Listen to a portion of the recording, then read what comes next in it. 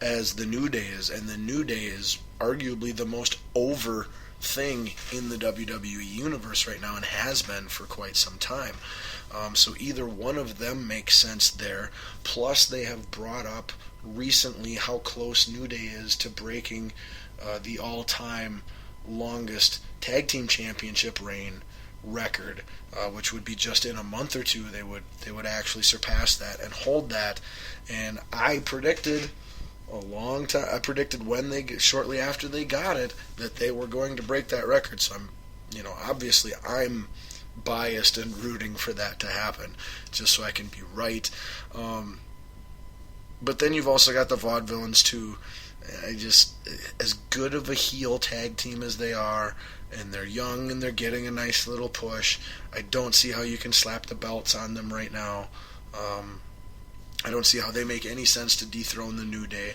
I think you kind of have to apply the same thought a little bit to Enzo and Big Cass.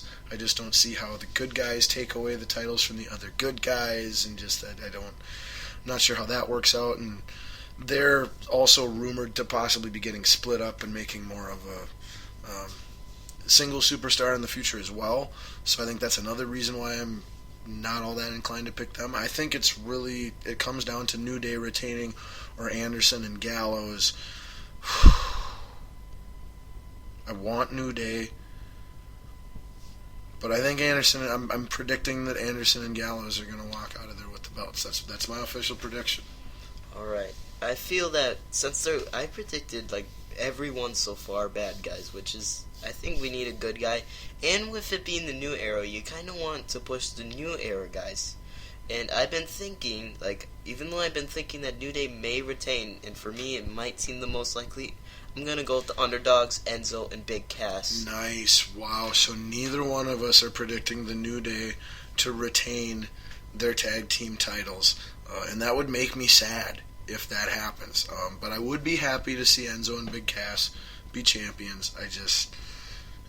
oh boy, to beat the New Day, to do it. The New Day always having the numbers on their side, too. Even in this fatal four-way team match, how exactly do the rules on this work? Is it simply the first team to pin another team wins the championship? Yes. There is no elimination process or anything?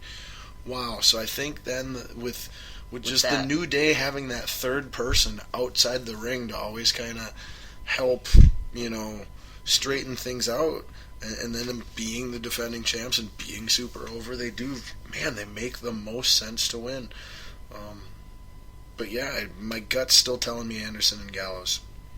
And you're going with Enzo and Cass. I think we need a face win, and I think a title change would also be nice to have. And I think Enzo and Big Cass are kind of right now, I think, for tag team. Well, we know we're not getting the title change in the United States match. Oh, no. So the only other one would be the main event, possibly. Or a cashing of the Money in the Bank contract in after, should Roman retain. But so now we've got 3 monster matchups, and I think we should probably go to the Money in the Bank one, or do you want to do the singles one? Well, it's Money in the Bank. Let's save the Money in the Bank one for the co-main event. All right, let's go to the WrestleMania caliber 15 years in the making match, they're calling it. That's just pathetic. John Cena didn't even debut then, so yeah.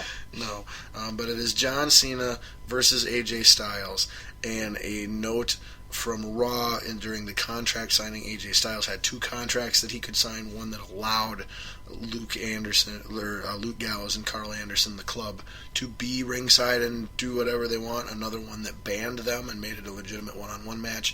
Cena successfully baited him into signing the one that bans Gallows and Anderson from ringside or anywhere being involved in the match. But so it will be a legitimate, straight-up one-on-one match. And this is John Cena's first match since returning. When did he leave? How long has he been gone filming movies and being injured and that? When did...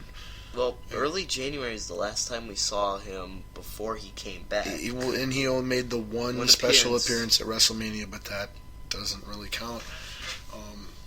So it's hard to imagine Super Cena losing. But at the same time, AJ Styles is coming off of the loss to Roman Reigns. Chris Jericho at WrestleMania. Yeah, it just, boy, this match though, for the record, this should be an all-time great wrestling match. Like it really doesn't need a lot of storyline or anything like that. These guys are both very accomplished, talented, veteran wrestlers that can put on great matches in their sleep just from a technical wrestling ability standpoint, whether you love their characters or not.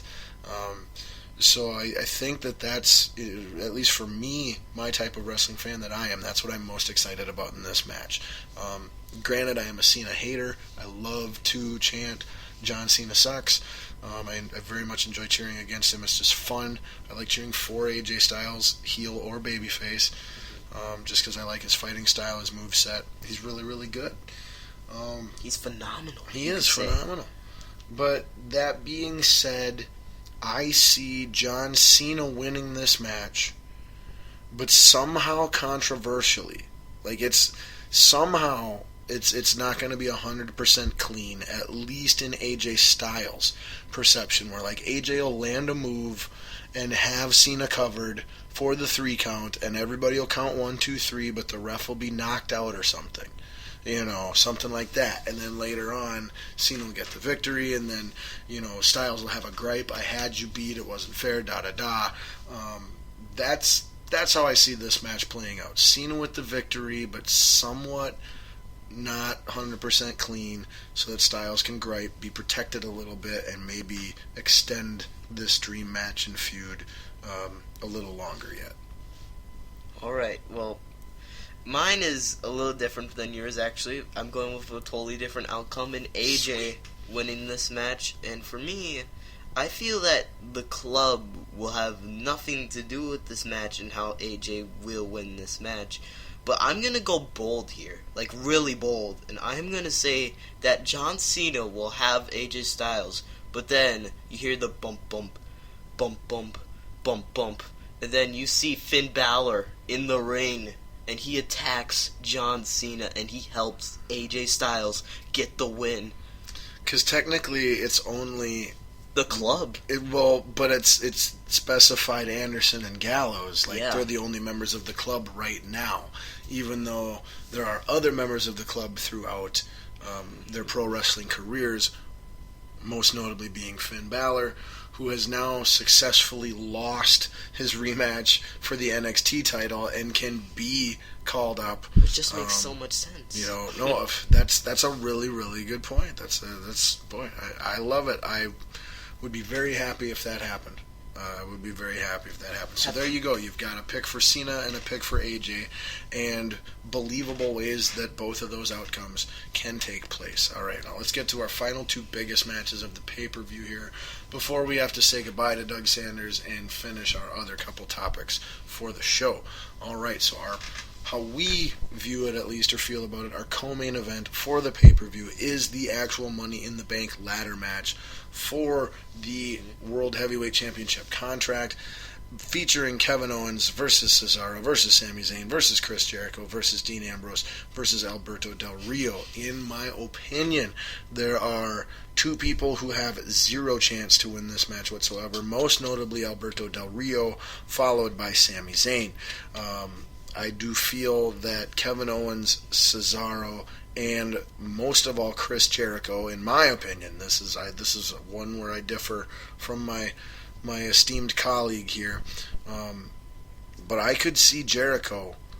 Honestly, he's my second favorite, most likely to win this match. Still a huge underdog, but I could see Jericho winning this from a just a historical standpoint. He's towards the end of his career.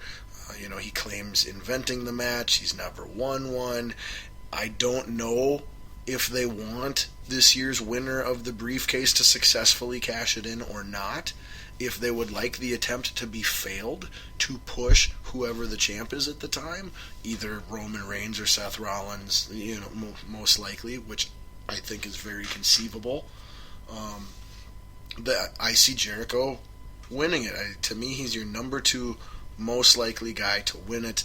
KO would be 3, probably for me, but he's still just so locked into that mid card role. I don't see him elevating to that main event status, and that's what you have to think about with the Money in the Bank briefcase winner. It has to be a main event status caliber performer, and there are only 2 of those in this match right now, and that would be Chris Jericho and the huge odds-on favorite to win this match, Dean Ambrose. You've got him winning the match, getting the Money in the Bank briefcase. You've got the other 2 members of the Shield facing off for the title in the main event. Him in that picture with that briefcase, setting up some dream, triple threat, Shield, title involved, everything it makes way too much sense. He's the most over guy by far in the match, heel or babyface. I really have a hard time coming up with any way that Dean Ambrose doesn't win this match. I think maybe the only way he doesn't win is if some other outside source yet, like maybe the return of the Wyatt family, who cost Roman Reigns his shot at Money in the Bank's briefcase when the year that he was up to the top of the ladder and had it won, but then Bray came out and got him down. Maybe something like that happens to Dean Ambrose. That's the only way Dean doesn't win. And then I think it goes to the opportunist, Chris Jericho, like I said, to ultimately hand it over and push the champion even more. But so that's my pick on that. 98% Dean Ambrose wins, 2% Jericho wins, and Dean loses because of outside interference. Alright. Well, first off, I feel like your Chris Jericho pick is very similar to the Money in the Bank last year when you thought Kane was going to win. You just felt that he had the part-time, he was going to end his career soon, you felt like it was nice to give him that for a goodbye, and sure, he doesn't get it. Sure. I think that's a similar situation with Chris Jericho in what you're talking about. Sure. Huge underdog, but you feel that this is his reward all these years for WWE, Yep. Maybe I was just a year off last year when I felt that way they were going that route. So. But yeah. Dean Ambrose, phenomenal pick. Great, Shield stuff. But I feel that it's a tease for something, because I feel like they really need to just have a match, like a triple threat match, like at SummerSlam, like they need to get the match out. They can't just have a Money in the Bank cash in. They need to have the match. And I feel like if you give a Money in the Bank win, I just don't feel that it's the right way to go for the triple threat match in my eyes. But I feel like KO is going to win the Money in the Bank ladder match. That'd make me so happy. First off, he's a heel. This match is mostly made for a heel. There's so many heels that have won the Money in the Bank ladder match.